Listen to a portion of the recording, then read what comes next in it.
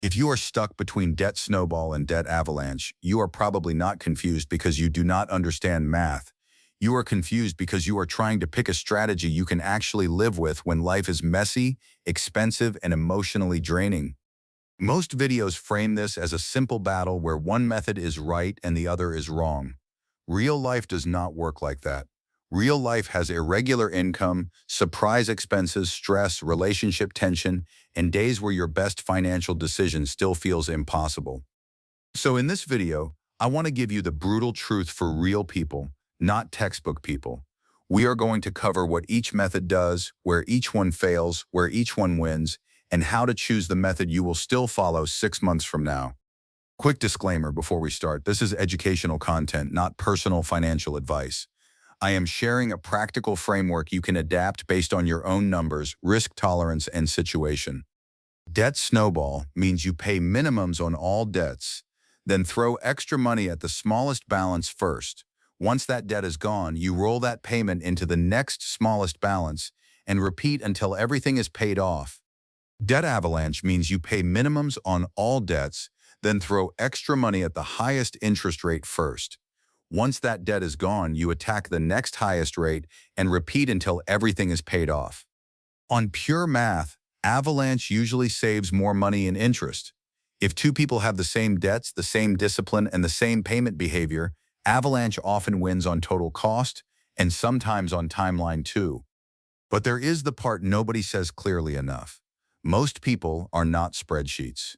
Most people are tired humans trying to make good decisions after long days, unexpected bills, and years of money stress. And that is exactly why Snowball still works for millions of people. It gives visible wins early, and early wins are not just emotional fluff.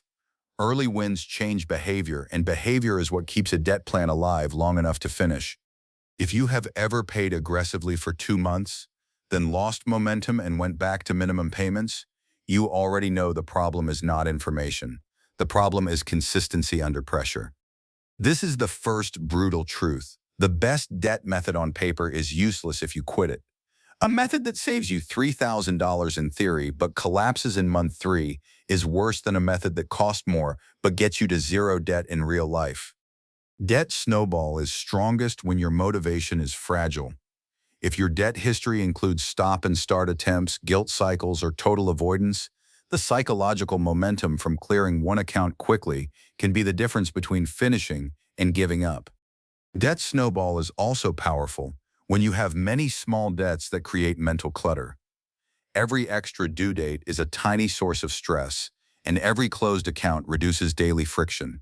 Less friction means more follow-through. If your household finances involve 2 people, Snowball can create faster shared wins. A paid-off card in month 1 is easy to celebrate together.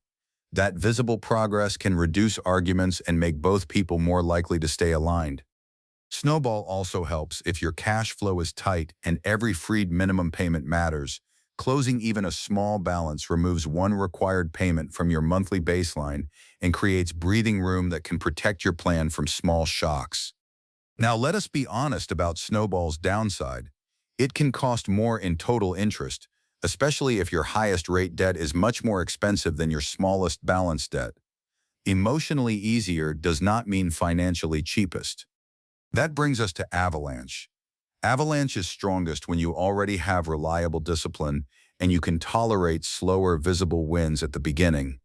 If you are process-driven, rate-aware, and consistent, avalanche can be a strong long-term choice.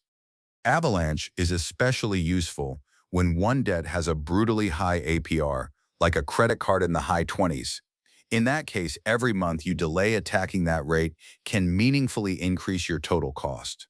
Avalanche also works well when your debt list is simple, maybe 2 to 4 accounts, and your income is stable. Fewer moving parts plus predictable cash flow makes it easier to stay committed to a mathematically optimal plan. Here is the second brutal truth. Most people do not need one method forever. You can start with Snowball to build traction, then switch to Avalanche once your behavior is stable and your confidence is higher. I call this the traction to optimization approach. First, build momentum, then optimize cost. You do not need to marry one philosophy forever. You need a sequence that keeps you moving.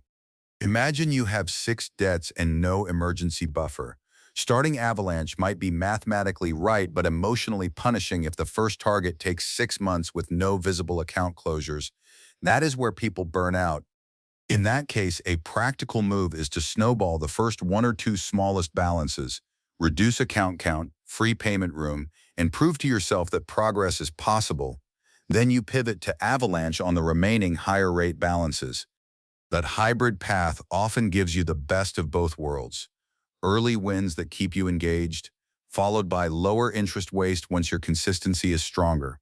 It is not perfect theory, but it is excellent execution. Let us make this concrete with a simple example.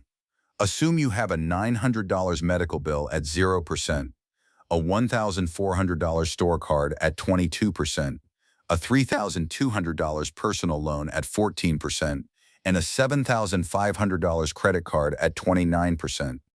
If you run strict Avalanche from day one, you attack the 29% card first.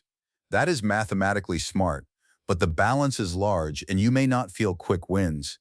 If motivation drops, the plan risks stalling. If you run pure snowball, you might clear the $900 and $1,400 balances quickly, which feels great, but if that delays serious attack on the 29% card for too long, interest damage can grow fast. A hybrid strategy might clear the $900 balance first to create an immediate win and free one due date, then switch directly to Avalanche and attack the 29% card aggressively. That is behavior aware and cost aware at the same time. The right answer depends on your history, not your ego. If you are the person who needs momentum to stay in the game, build momentum. If you are the person who follows systems without emotional drift, optimize from day one. Now let me give you 5 non-negotiable rules that matter more than method choice. Rule 1. Every debt must be on auto pay for at least the minimum. A missed payment can erase months of progress through fees, penalties, and credit damage. Rule 2. Build a starter emergency buffer before aggressive payoff, even if it is small. Without a buffer, every surprise expense becomes new debt, and you end up paying down balances with one hand while recreating them with the other. Rule 3. Stop adding new debt during payoff mode, unless it is a true emergency. You cannot out-pay off a leaking system. If spending behavior and debt behavior stay unchanged, any method will eventually fail. Rule 4. Make debt payments weekly or bi-weekly if possible, instead of waiting for one monthly moment. Smaller, frequent payments reduce cash drift temptation and keep you psychologically connected to the plan. Rule 5. Define your windfall rule in advance. Tax refund, bonus, gift, side income spike, all of it should have a pre-written percentage split before the money arrives. Decisions made in advance beat emotional decisions made in the moment. There is also a relationship truth here. If one partner is a math-first thinker and the other is a motivation-first thinker, arguing about snowball versus avalanche is usually a proxy for a trust and communication problem, not just a finance problem. A useful compromise is this. Agree on a 90-day sprint with one method, define success metrics before you start, then review together. If the method is producing progress and emotional stability, continue. If not, switch without shame. You are not failing when you adjust strategy. You are managing reality. Businesses pivot when data changes. Households should do the same. Pride is expensive when interest is compounding against you. If you are asking, okay, but which one should I choose tonight? Use this quick decision filter. Choose snowball if you have failed before due to motivation, have many small balances, or need fast, visible wins to stay engaged.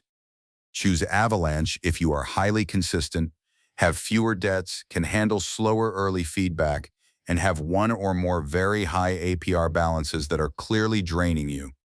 Choose hybrid if your head says avalanche, but your history says you lose momentum without wins. Clear one small balance, then pivot to highest APR attack. That is usually the most practical middle path for real people. And remember this final, brutal truth. Debt freedom is less about choosing a perfect method and more about building a system you can repeat when you are busy, frustrated, and tempted to quit. The winning method is the one you still execute in month 7, not the one that looked smartest in month 1. Consistency beats perfection, and behavior beats theory when money is involved. If this video helped, comment snowball, avalanche, or hybrid, and tell me which path you are choosing. In the next video, I can break down a step-by-step debt payoff setup you can copy in one evening. Subscribe for practical money systems that hold up in real life, and I will see you in the next one.